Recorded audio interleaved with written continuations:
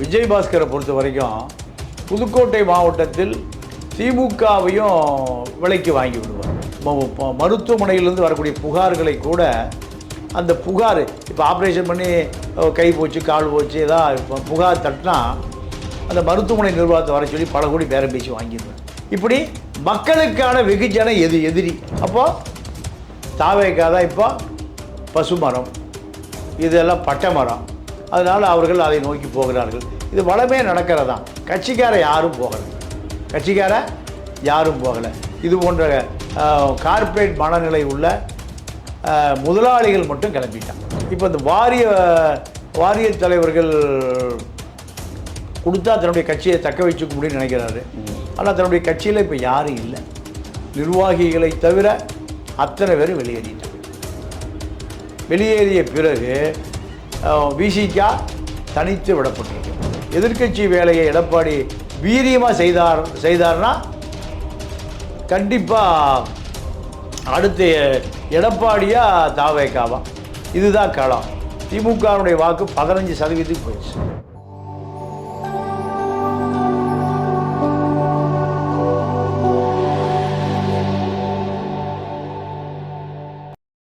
நேயர்களுக்கு வணக்கம். இந்த நேர்காணலில் நம்மோடு இணைந்துட்டார் மூத்த பத்திரிகையாளர் திரு தமிழா பாண்டியன் அவர்கள்.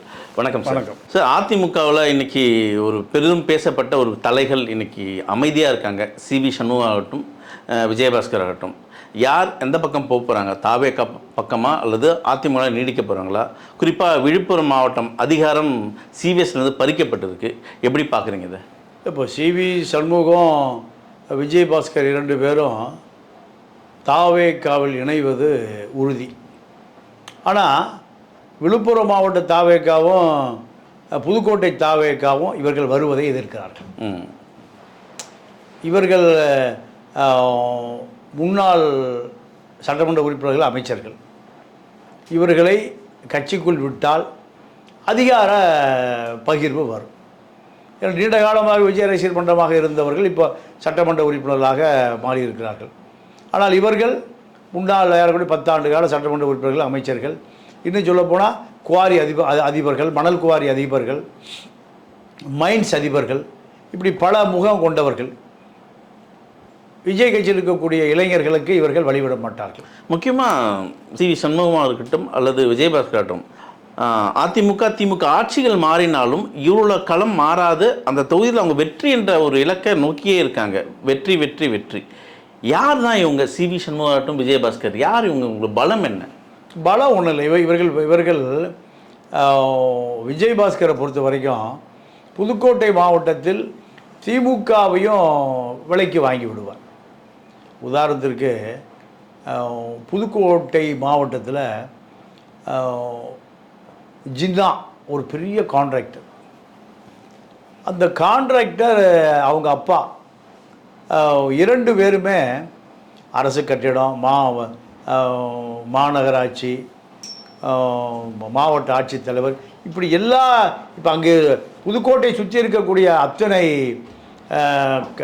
பிடபிள்யூ கட்டிடங்கள் அவர்கள் தான் கட்டினார்கள். ஆனால் இவர் அமைச்சரான பிறகு அவர்களை பினாமியாக்கி அந்த மாவட்டத்தில் எந்த கட்டிடம் கட்டினாலும் இவர் தான் கான்ட்ராக்டர். ஆனால் அமலாக்கத்துறை, வருமான வரித்துறை பல கோடி ரூபாய் அவர்களுக்கு அபராத தொகை விதித்த பொழுது தனக்கு எதுவும் தெரியாது, எல்லாம் அவர்கள் தான். இவருடைய பினாமியை இவரே கைகளில் விட்டுட்டார். இப்போ அவர்களுக்கு பல 100 கோடி அபராதம், சொத்து இழப்பு, அதுக்கு தொழில் பார்க்க முடியல. இப்போ ஜின்னா தலைமறைவாக இருக்கார். இதுதான் விஜயபாஸ்கர். யாரையும் வளர்த்து விட மாட்டார். யாராக இருந்தாலும் அவரை அழித்து விடுவார். மீறி புதுக்கோட்டையில் வளரவே முடியாது.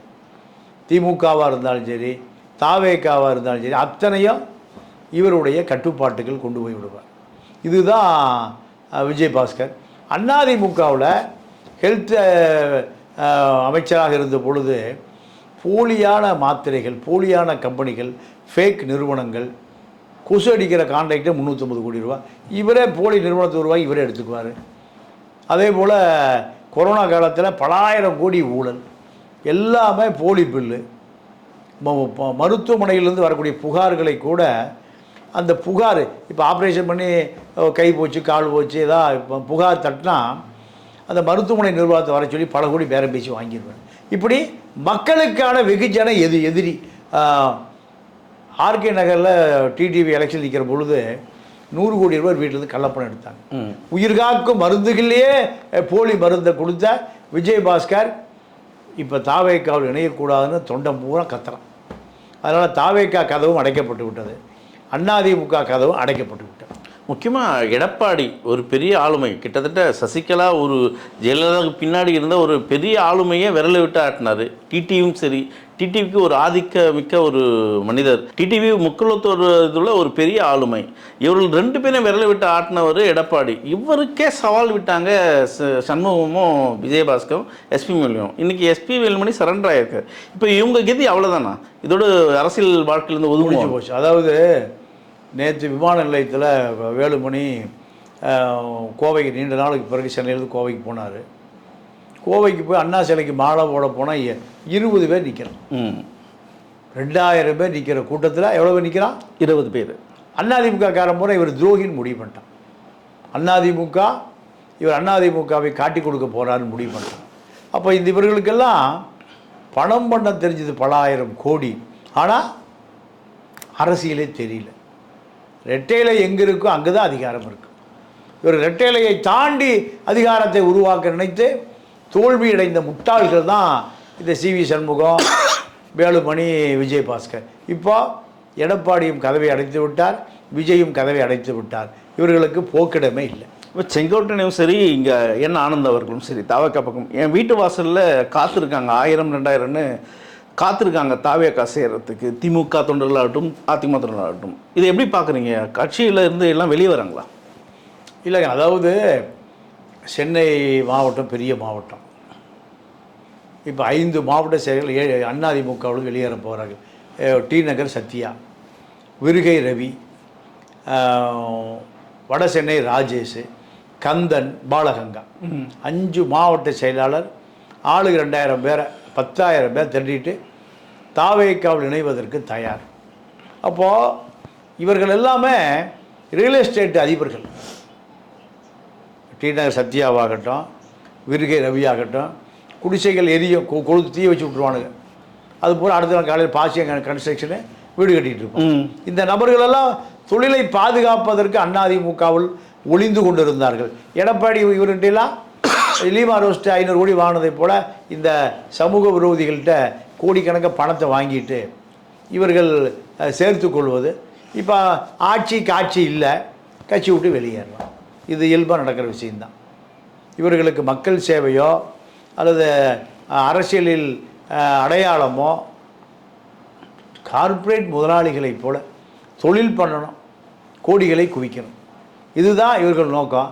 இப்போ இங்கே ஆளுங்கட்சியாக இல்லை அதிமுக. இனி வர்றதுக்கு 5 வருஷமோ 10 வருஷமோ ஆகும். இங்கிருந்து பிரயோஜனம் இல்லை. அப்போது தாவேக்கா தான் இப்போ பசுமரம், இதெல்லாம் பட்டை மரம். அதனால் அவர்கள் அதை நோக்கி போகிறார்கள். இது வளமே நடக்கிறதான். கட்சிக்கார யாரும் போகலை. இது போன்ற கார்ப்பரேட் மனநிலை உள்ள முதலாளிகள் மட்டும் கிளம்பிட்டான். அதில் அதிமுக என்னைக்கு அழியாது. அதிமுக ரெட்டையில் இவ்வளவு சோதனைகளிலும் 25% வாக்குகளை நிரந்தரமாக வச்சிருக்கு. திமுக அழிஞ்சு போச்சு. திமுகவிலேருந்து விசிக போயிடுச்சு, கம்யூனிஸ்டுகள் போயிட்டாங்க, காங்கிரஸ் போயிடுச்சு, தலித்துக்கள் போயிட்டான், கிறிஸ்தவன் போயிட்டான், முஸ்லீம் போயிட்டான், எல்லாம் போயிடுச்சு. திமுக தான் தடுமாறி நிற்கிது. ஆக திமுக வீழ்ச்சி, அதிமுக எழுச்சி.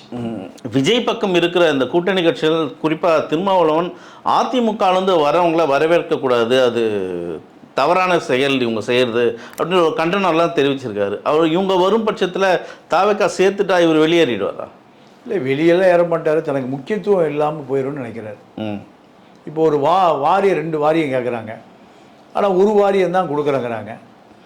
இப்போ இந்த வாரிய தலைவர்கள் கொடுத்தா தன்னுடைய கட்சியை தக்க வச்சுக்க முடியும்னு நினைக்கிறாரு. ஆனால் தன்னுடைய கட்சியில் இப்போ யாரும் இல்லை. நிர்வாகிகளை தவிர அத்தனை பேரும் வெளியேறிட்டான். வெளியேறிய பிறகு விசிகா தனித்து விடப்பட்டிருக்கு. அப்போ இந்த அதிகாரத்தை நிலைநாட்டுவதன் மூலம்தான் தன்னை தக்க வைத்து கொள்ள முடியும்னு விசிக நம்புது. அதன் காரணமாக இப்போ அமைச்சர் ஆயுதநலத்துறை அமைச்சர், இந்த அமைச்சர் ஒரு வாரியம் இருந்தால் கட்சியை மீண்டும் மீட்டு எடுத்து விடலாம்னு திரும்ப நினைக்கிறாரு. இது எவ்வளோ ஒரு சாத்தியம் என்பது அடுத்த தேர்தல் தான் முடிவு பண்ணும். இந்த தாவேக்கா தரப்பில் என்ன சொல்கிறாங்க? அதிமுக பக்கம் வந்தவர்களெல்லாம் என்ன செய்ய போகிறாங்க? நீங்கள் இல்லை, அதிமுக வந்து சேருகிறவர்கள் பதவி எதிர்பார்ப்பான், எம்எல்ஏ சீட்டு கேட்பான், உள்ளாட்சி ஊராட்சி, இதுதான நோக்கம். இல்லை, இப்போது ஒரு செய்தி நம்ம காலையில் நான் பார்த்தது வந்து இடைத்தேர்தல் வரப்போகுது இல்லையா? 5 மாவட்டங்களிலும் புதிதானவர்களை தான் நாங்கள் சேர்க்க போகிறோம், அங்கே இருக்க போகிறோம் அப்படின்றாரு. அப்போ தாவேக்கா நம்பி வந்த ராஜினாமா செய்த வந்த எம்எல்ஏக்கள் எல்லாம் என்ன ஆகுவாங்க? நடுத்தரவில் நிற்க வேண்டியது தான். ஏன்னா இது விஜய் தான் இறுதி முடிவெடுக்க முடியும் இல்லையா? இவர்கள் அந்த கட்சியில் சட்டமன்ற உறுப்பினர் பதவி கிடைக்கவில்லை என்றாலும் கூட நாங்களும் தாவேக்கா, ஏன்னா அதிமுகவில் இருப்பதை விட தாவேக்காவில் ஏதாவது டாஸ்மார்க் எடுக்கலாம், குவாரி எடுக்கலாம், இப்படி ஏதாவது ஒன்று எடுக்கலாம். அதுதான் நோக்கமே தவிர இவர்களுக்கு 1% கூட மக்கள் நலன் என்பது இவர்களுக்கு நோக்கமல்ல. இந்த அதிகார துஷ்பிரயோகம் இருக்கு இல்லையா, இதெல்லாம் நடக்குமா தாவேக்காவில்? அதெல்லாம் கட்டுப்படுத்தப்படும் சொல்லியிருக்காரு. இப்போ இல்லை, குறிப்பாக செங்கோட்டையன் சொல்கிறாரு ஊழல் அற்ற ஆட்சியாக மாறும் அப்படின்றாரு. இல்லை, செங்கோட்டையனை ஊழலுக்கு ஜெயிலுக்கு போனவர் தானே. செங்கோட்டையனை ஊழலுக்கு ஜெயிலுக்கு போனவர் தான். இப்போ செங்கோட்டையன் என்ன பண்ணுறாருன்னா, சண்முகவேலுன்னு அவருடைய பினாமி, அவரை திமுகவுக்கு அனுப்பி அங்கே பல ஆயிரம் கோடி கொள்ளையடித்தார்கள். இப்போ அவர் யார் கூட இருக்கா? செங்கோட்டையன் கூட இருக்கார்.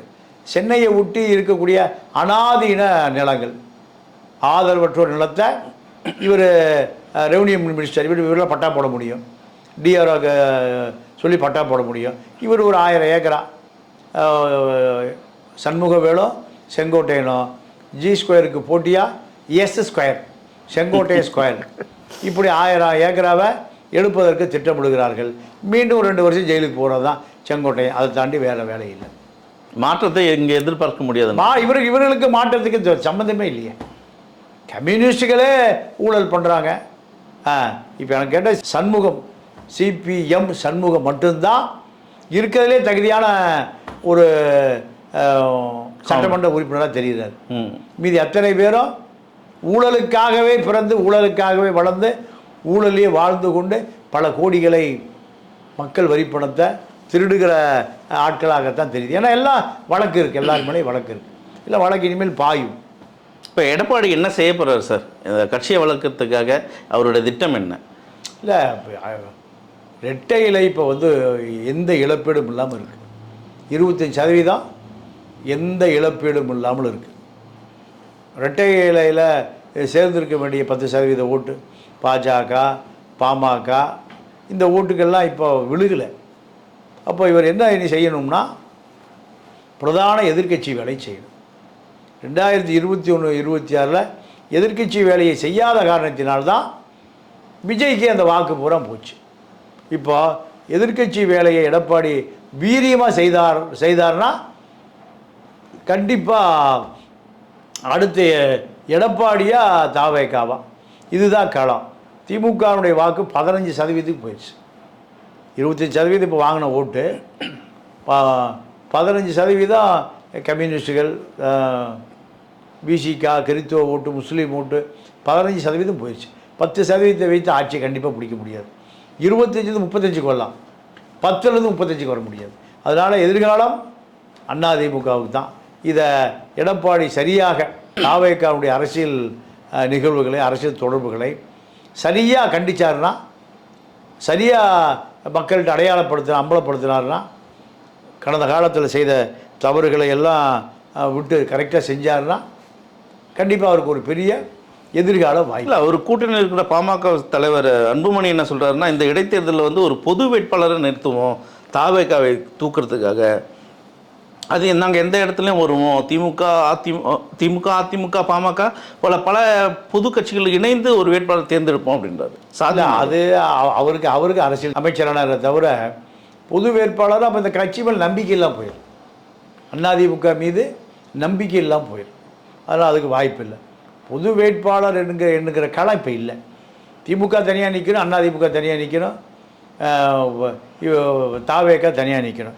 இப்படி நின்றால் மட்டும்தான் வாய்ப்பு இருக்குது. அதனால் அந்த வாய்ப்புகளை உருவாக்க வேண்டுமே தவிர நீங்கள் பொது வேட்பாளர் அந்த கொள்கை இந்த கட்சியின் மீது நம்பிக்கை இழந்த நிலையில் தான் இது சாத்தியம். இப்போ அப்படி நிலைமை இல்லை. தாவேக எதிர்த்து அரசியல் பண்ண முடியும், அதிகாரத்துக்கு வர முடியும். ஏன்னா அதிமுகவுடைய வாக்கு 25% வாக்கு அப்படியே நிலுவையில் இருக்குது. தொடர்ந்து பேசுவோம் சார். நன்றி, வணக்கம்.